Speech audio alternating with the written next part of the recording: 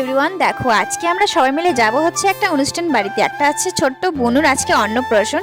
তো তাই দেখো মা আর বোন এদিকে রেডি হয়ে বাইরে বেরিয়ে পড়েছে। আজকে আমরা 5 জনেই যাব, মানে আমি, বাবা, মা, ভাই, বোন সবাই মিলে একটা টোটো রিজার্ভ করে নিয়েছি। দেখো আরও আছে আমাদের বাড়ির সবাই।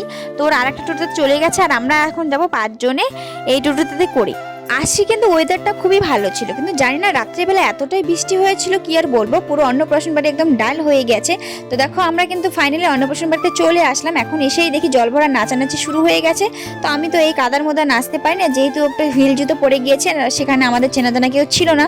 তো যাই হোক ওদের নাচ দেখছিলাম, একটু ভিডিও করছিলাম। তো এখন পর্যন্ত কিন্তু ভালোই ছিল, কোনো বৃষ্টি ফৃষ্টি ছিল না। এরপরে যে এত বৃষ্টি এসেছে অন্নপ্রাশনের বাড়িতে, একদম মানে পুরো বৃষ্টি ভর্তি হয়ে গেছে। তো তার জন্য দেখো আমরা যেহেতু অনেক দূর গেছিলাম আর কি, আমাদের বাড়ি থেকে অনেকটা দূর, মানে এটা হচ্ছে ডাঙ্গারহাটে ছিল অন্নপ্রাশন।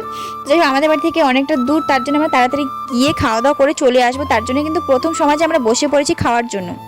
এই যে দেখো, এই যে যখন থেকে বসেছি তখন থেকে যে বৃষ্টি পড়া চালু হলো, মানে এত জল পড়েছে একদম পুরো ভর্তি। এই যে দেখো আমার পিছনে এখন মানে যে ঝরঝর করে জল পড়ছিল, তোমাদের এগুলো দেখানো হয়নি, মানে আরেকটা আমি ছোট শর্ট ভিডিও করেছি সেখানে তোমাদের দেখিয়ে দেবো। এত বৃষ্টি পড়ছিল যে এক পাশে মানে পুরো লাইন বৃষ্টি বৃষ্টি একদম ভাসিয়ে গেছে।